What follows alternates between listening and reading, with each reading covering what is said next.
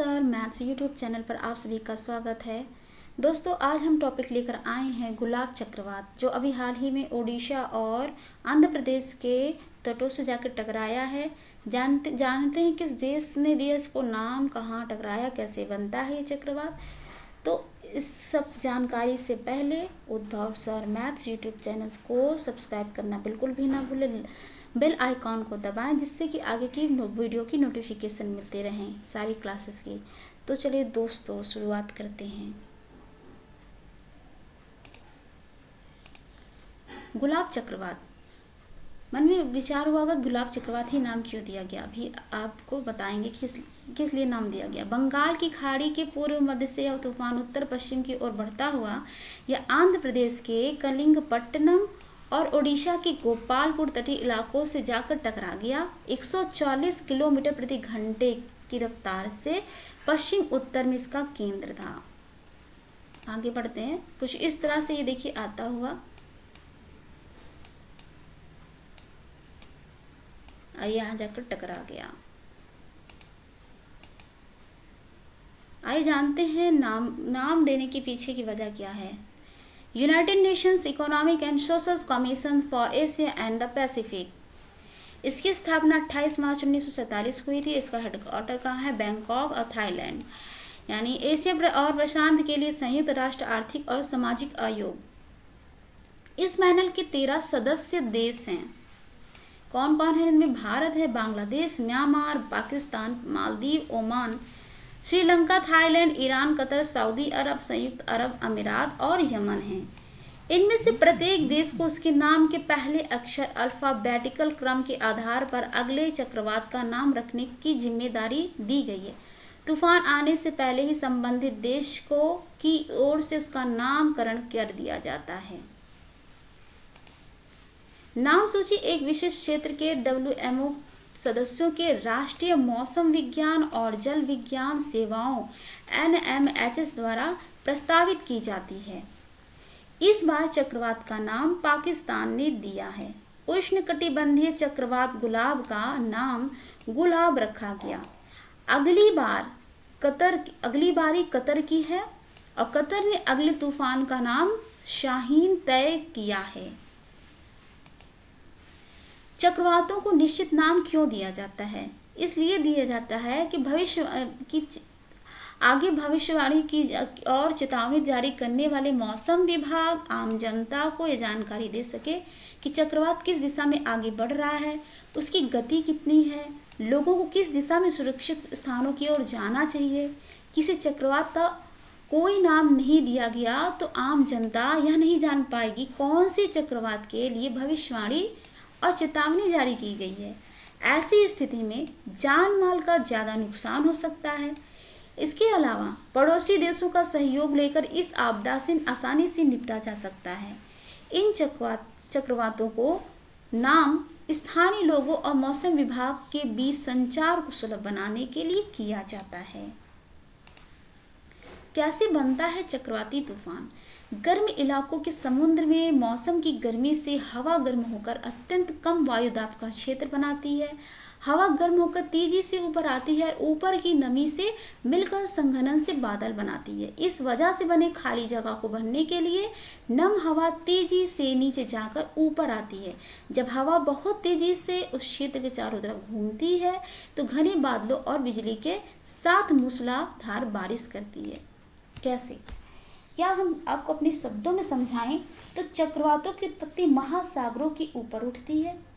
महासागर जितना ही गर्म होगा, चक्रवात उतना ही ताकतवर, विशाल होगा, विनाशकारी होगा। चक्रवात जो होता है उष्णकटिबंधीय क्षेत्रों में महासागरों के ऊपर उत्पन्न होते हैं।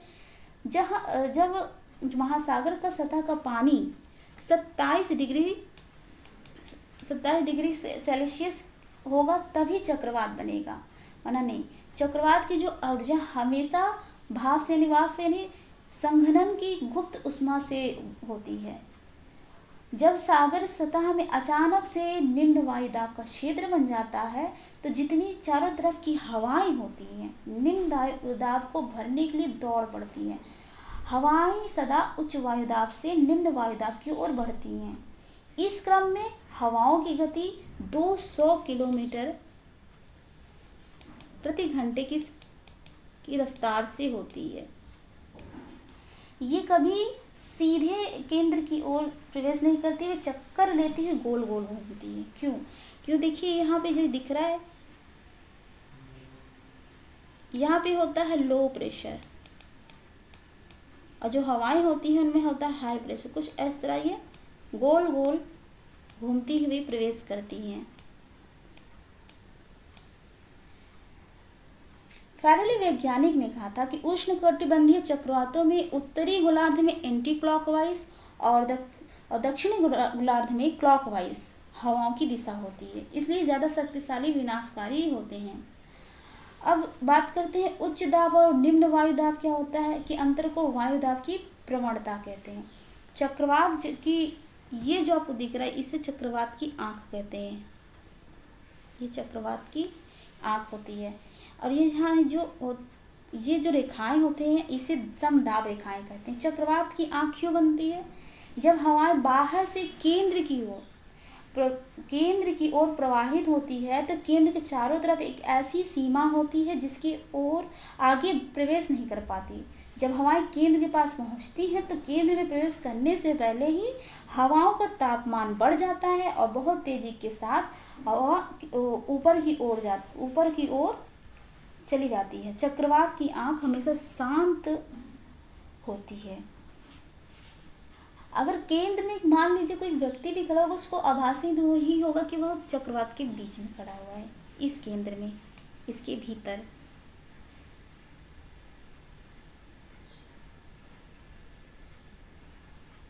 ये चक्रवात की आंख या कहीं जैसे बवंडर उठते हैं उस तरह से। चक्रवात की आंख में वर्षा नहीं होती, इसके ऊपर के बादल भी शांत होते हैं, जबकि बाहर भारी बारिश वर्षा होती है।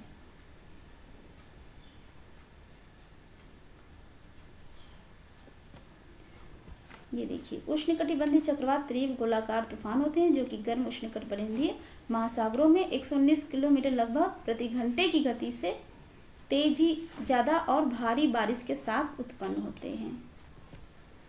बंगाल की खाड़ी में अरब के सागर तुलना में ज्यादा तूफान आने का सबसे अहम कारण हवा का बहाव है और पूर्वी तट पर मौजूद बंगाल की खाड़ी के मुकाबले पश्चिमी तट पर स्थित अरब सागर ज्यादा ठंडा रहता है। ठंडे सागर के मुकाबले गर्म सागर में तूफान ज्यादा आते हैं। अब बात करते हैं भारत में आए 2020 और 21 के चक्रवात।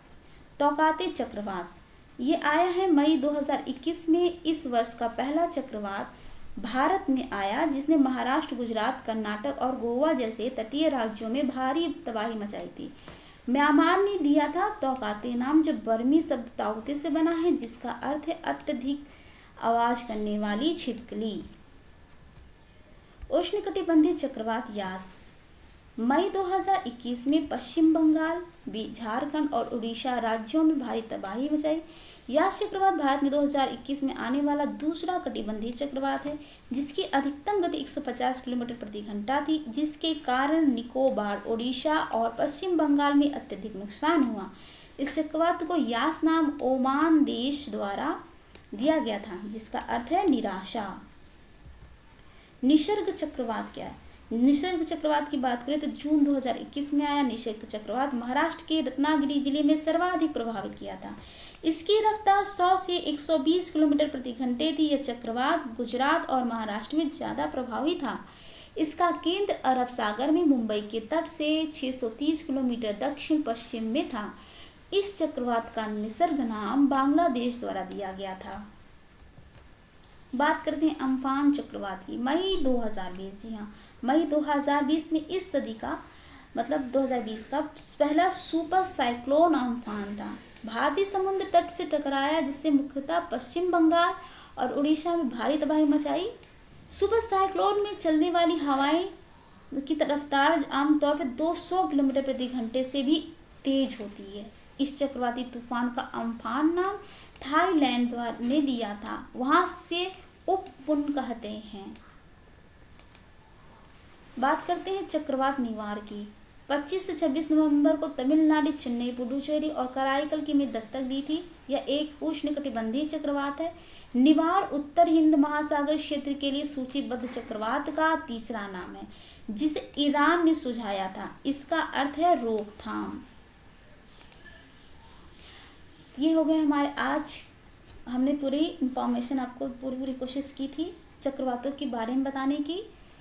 तो आपको कैसा लगा ज़रूर बताइएगा। उद्भव सर यूट्यूब चैनल को सब्सक्राइब करें, बेल आइकॉन को दबाएं और लाइक एंड शेयर ज़रूर करें। Thanks for watching. जय हिंद, जय भारत।